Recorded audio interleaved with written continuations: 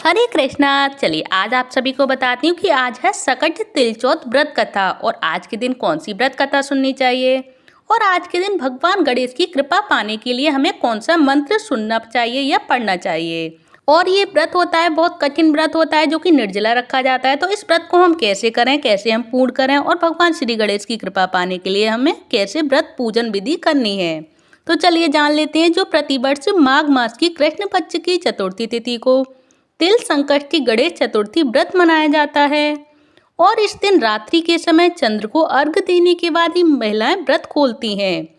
और सकट चतुर्थी के दिन महिलाएं सुख सौभाग्य की वृद्धि और संतान की समृद्धि और सर्वत्र कल्याण की इच्छा से प्रेरित होकर व्रत रखती हैं। और पद्म पुराण के अनुसार इस व्रत को स्वयं भगवान श्री गणेश ने मां पार्वती को बताया था। वैसे तो हर महीने की कृष्ण पक्ष की चतुर्थी गणेश चतुर्थी कहलाती है, लेकिन माघ मास की चतुर्थी तिल संकटा चौथ कहलाती है। और पद्म पुराण के अनुसार आज ही के दिन कार्तिकेय के साथ पृथ्वी की परिक्रमा लगाने की प्रतिस्पर्धा में उन्होंने पृथ्वी के बजाय भोलेनाथ और माता पार्वती की 7 बार परिक्रमा की थी। और तभी से भगवान शिव ने प्रसन्न होकर देवों में सबसे पहले और सबसे प्रमुख मानते हुए श्री गणेश को प्रथम पूजा का अधिकार प्राप्त कराया था उन्हें और प्रथम पूज्य बनाया था। इसीलिए गणेश को सबसे पहले सभी देवताओं में सबसे प्रथम पूजा जाता है। तो चलिए जान लेते हैं ऐसी ही गणेश जी की तिल संकटा चतुर्थी व्रत की पूरी पूजा विधि की भगवान गणेश की पूजा हम किस प्रकार करेंगे।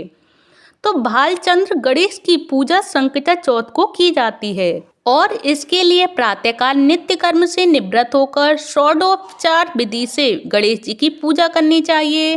और मैं जो आप सभी को मंत्र बता रही हूँ और जो आपकी स्क्रीन पर आप सभी को दिखाई भी दे रहे हैं, उन मंत्रों को पढ़ना चाहिए या फिर मैं आप सभी को सुना रही हूँ। प्लीज इन मंत्रों का श्रवण करना चाहिए या सुनना चाहिए या पढ़ना चाहिए। तो चलिए मेरे साथ रिपीट कर सकते हैं। इन मंत्रों को कम से कम 21 बार सुने या पढ़ें। चलिए मेरे साथ सुन लीजिए या फिर आप सभी देख रहे हैं स्क्रीन पर, इसको देख के पढ़ सकते हैं। तो चलिए शुरू करते हैं। श्री गणेश को प्रसन्न करने हेतु इन मंत्रों का उच्चारण अवश्य करें इस दिन। गजाननम भूत गणाधिसेवितम, गजाननम भूत गणाधिसेवितम, कपित्थ जम्बू फल चारु भक्षणम, कपित्थ जम्बू फल चारु भक्षणम, उमासुतम शोक विनाशकारकम, उमासुतम शोक विनाशकारकम, नमामि विघ्नेश्वर पाद पंकजम, नमामि विघ्नेश्वर पाद पंकजम, गजाननम भूत गणाधिसेवितम, कपित्थ जम्बू फल चारु भक्षणम, उमासुतम शोक विनाशकारकम, नमामि विघ्नेश्वर पाद पंकजम। तो ये है भगवान श्री गणेश का मंत्र जो कि आज के दिन आप सभी को अवश्य सुनना है या पढ़ना है। कम से कम 21 बार अवश्य पढ़ें भगवान श्री गणेश की कृपा प्राप्त करने हेतु। चलिए अब जान लेते हैं भगवान श्री गणेश की हम पूजा किस विधि विधान से करें। तो इसके मंत्र के पढ़ने के बाद आप सभी भालचंद्र श्री गणेश का ध्यान करके पुष्प अर्पित करें। फिर पूरे दिन मन ही मन श्री गणेश जी का नाम जप करें और सूर्यास्त के बाद स्नान कर स्वच्छ वस्त्र धारण करें। अब विधि पूर्वक श्री गणेश जी का पूजन करें और एक कलश में जल भरकर रखें और धूप दीप अर्पित करें। नैवेद्य के रूप में तिल अथवा गुड़ के बने हुए लड्डू, ईख, शकरकंद, गुड़ तथा घी भी अर्पित करें भगवान गणेश को।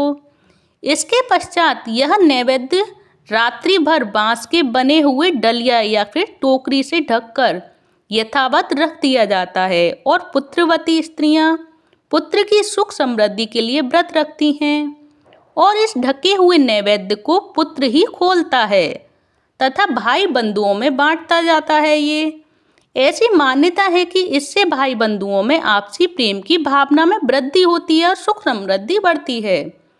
और अलग अलग राज्यों में अलग अलग प्रकार के तिल और गुड़ के लड्डू बनाए जाते हैं और तिल के लड्डू बनाने हेतु तिल को भूनकर गुड़ की चाशनी में मिलाया जाता है। फिर तिलकूट का पहाड़ बनाया जाता है और इसके पश्चात गणेश पूजा करके तिलकूट के पहाड़ को तोड़ा जाता है। फिर गणेश पूजन के बाद चंद्रमा को कलश से अर्घ्य अर्पित करें। फिर धूप दीप दिखाएं और चंद्रदेव से अपने घर परिवार की सुख और शांति के लिए प्रार्थना करें। इसके पश्चात एकाग्रचित्त होकर कथा सुने अथवा सुनाएं। इसके बाद उपस्थित जनों में प्रसाद बांट दें और सबके पैर पूजें। तो ये रही पूरी पूजा विधि गणेश चतुर्थी वाले दिन की। संकटा चौथ पर हम किस प्रकार पूजा विधि करें श्री गणेश की कृपा पाने हेतु। तो चलिए अब मैं आप सभी को सुनाती हूँ गणेश जी की कथा, जो कि तिल चौथ की कहानी है। तिल चौथ वाले दिन इस कहानी को अवश्य श्रवण करें भगवान श्री गणेश की कृपा पाने हेतु। तो चलिए अब मैं सुनाती हूँ आप सभी को सकट तिल चौथ व्रत कथा। तो एक शहर में देवरानी जेठानी रहा करती थी। जेठानी अमीर थी और देवरानी गरीब थी। तो देवरानी गणेश जी की भक्त थी और देवरानी का पति जंगल से लकड़ी काटकर बेचता था और अक्सर बीमार रहता था। तो देवरानी जेठानी के घर का सारा काम करती और बदले में जेठानी बचा हुआ खाना, पुराने कपड़े आदि उसको दे देती थी। इसी से देवरानी का परिवार चल रहा था। तो माघ महीने में देवरानी ने तिल चौथ का व्रत किया। फिर 5 आने का तिल व गुड़ लाकर तिलकुटा बनाया। इसके पश्चात पूजा करके तिल चौथ की कथा यानी तिल चौथ की कहानी सुनी और तिलकुटा छीके में रख दिया और सोचा कि चांद उगने पर पहले तिलकुटा और उसके बाद ही कुछ आगे कुछ भी खाएगी। तो इसके पश्चात कथा सुनकर वह जेठानी के यहाँ चली गई और खाना बनाकर जेठानी के बच्चों से खाना खाने को कहा। तो बच्चे बोले, माँ ने व्रत किया है और माँ भूखी है। जब माँ खाना खाएगी तभी हम भी खाना खाएंगे। और फिर इसके पश्चात जेठ जी को खाना खाने के लिए कहा। तो जेठ जी बोले, मैं अकेला नहीं खाऊंगा, जब चांद निकलेगा तभी सभी खाएंगे और तभी मैं भी खाऊंगा। तो जेठानी ने उसे कहा कि आज तो किसी ने भी अभी तक खाना नहीं खाया, तुम्हें कैसे दे दूं? तुम सुबह सवेरे ही बचा हुआ खाना खा लेना और ले जाना। तो देवरानी के घर पर पति बच्चे सब आस बैठाए और आस लगाए बैठे हुए थे कि आज तो त्योहार है, इसीलिए कुछ पकवान आदि खाने को मिलेगा। परंतु जब बच्चों को पता चला कि आज तो रोटी भी नहीं मिलेगी तो बच्चे रोने लगे और उसके पति को भी बहुत गुस्सा आया और कहने लगा, सारा दिन काम करके भी 2 रोटी नहीं ला सकती तो काम क्यों करती हो? तो पति ने गुस्से में आकर पत्नी को कपड़े धोने के धोबने से मारा और धोबना हाथ से छूट गया तो पाटे से मारा। वह बेचारी गणेश जी को याद करती हुई रोते रोते पानी पीकर ही सो गई। उस दिन गणेश जी देवरानी के सपने में आए और कहने लगे, धोबने से मारी, पाटे मारी, सो रही है या जाग रही है? वह बोली, कुछ सो रही हूँ, कुछ जाग रही हूँ। तो गणेश जी बोले, भूख लगी है, कुछ खाने को दे दो। तो देवरानी बोली, क्या दूँ? मेरे घर में तो अन्न का एक भी दाना भी नहीं है। जेठानी बचा कुचा खाना देती थी, आज वह भी नहीं मिला। पूजा का बचा हुआ तिलकुटा छीके में पड़ा है, वही खा लो। तिलकुटा खाने के बाद गणेश जी बोले, धोबने मारी, पाटे मारी, निपटाई लगी है, कहाँ निपटे? वह बोली, यह पड़ा घर, जहाँ इच्छा हो वहाँ निपट लो। तो फिर गणेश जी बच्चे की तरह बोले, अब कहाँ पहुँचूँ?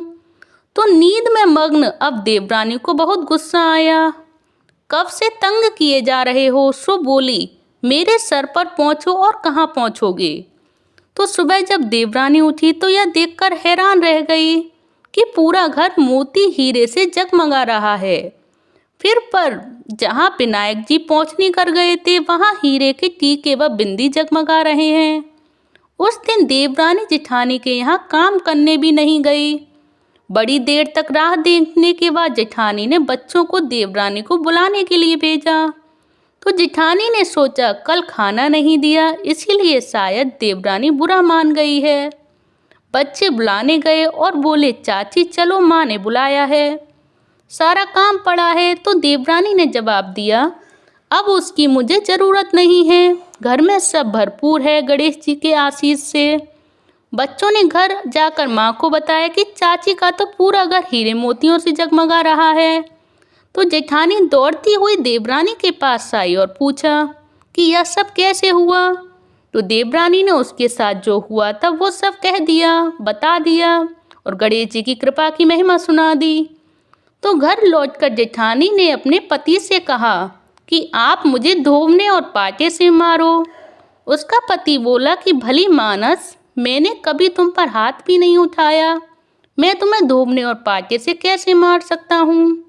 वह अब भी नहीं मानी और जिद करने लगी, तो मजबूरन पति को उसे मानना पड़ा। और फिर इसके बाद उसने ढेर सारा घी डालकर चूरमा बनाया और छीके में रखकर वह सो गई। और रात को चौथ विनायक जी सपने में आए और कहने लगी, भूख लगी है, क्या खाऊं। तो जेठानी ने कहा, हे गणेश जी महाराज, मेरी देवरानी के यहाँ तो आपने सूखा तिलकुटा खाया था, मैंने तो झड़ते घी का चूरमा बनाकर आपके लिए छीके में रखा है और फल और मेवे भी रखे हैं, जो चाहें वो खा लीजिए।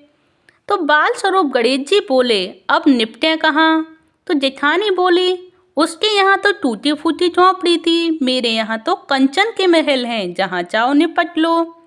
फिर गणेश जी ने पूछा, अब पहुँचूँ कहाँ। तो जेठानी बोली, मेरे ललाट पर बड़ी सी बिंदी लगाकर पहुँच लो।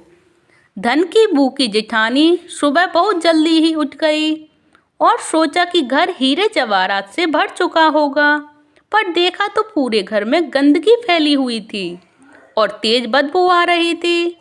उसके सिर पर भी बहुत सी गंदगी लगी हुई थी।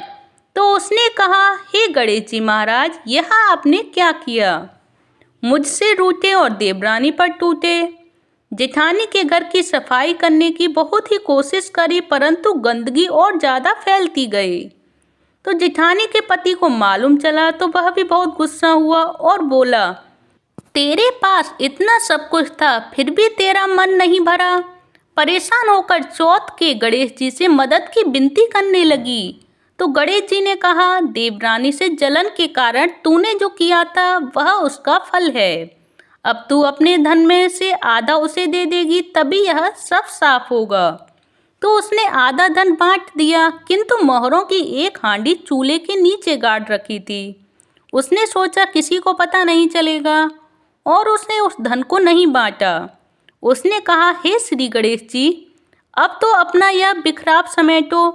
परंतु गणेश जी तो हैं घट घट की जानने वाले। तो गणेश जी महाराज बोलते हैं कि पहले चूल्हे के नीचे गड़ी हुई मोहरों की हांडी सहित ताक में रखी 2 सुई के भी 2 हिस्से कर दो। इस प्रकार गजानन ने बाल स्वरूप में आकर सुई जैसी छोटी चीज का भी बंटवारा किया और अपनी माया समेट ली। तो हे गणेश जी महाराज, जैसे आपने देवरानी पर कृपा की, वैसे ही सब पर कृपा करना। कहानी कहने वाले, सुनने वाले व हुंकारा बनने वाले सभी पर अपनी कृपा बरसाना। किंतु जेठानी को जैसी सजा दी वैसी आप किसी को मत देना।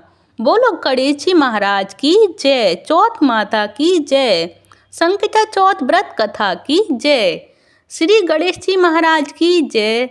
तो ये रही संकट तिल चौथ व्रत कथा, जिसके सुनने मात्र से ही, करने मात्र से ही सब प्रकार के विघ्न श्री गणेश की कृपा से पूरे पूर्ण हो जाते हैं, सब हर लेते हैं भगवान श्री गणेश उनके विघ्नों को। तो ये आप सभी को ये कथा कैसी लगी, इस कथा की महिमा कैसी लगी, गणेश जी की पूरी पूजा विधि कैसी लगी, तो मैंने आप सभी को सुनाई। आप एक दूसरे के साथ शेयर करके पुण्य के भागी बन सकते हैं। और ये व्रत कथा अपनी अपनी संतानों की लंबी आयु के लिए और उनकी सुख समृद्धि के लिए होती है। तो मैं आप सभी से कहूँगी, इस कथा को ज़्यादा से ज़्यादा सुने, एक दूसरे के लिए शेयर करें। आप सभी को अगर ये कथा अच्छी लगी हो तो कमेंट बॉक्स में जय श्री गणेश अवश्य लिखें। धन्यवाद। हरे कृष्णा, हरि बोल।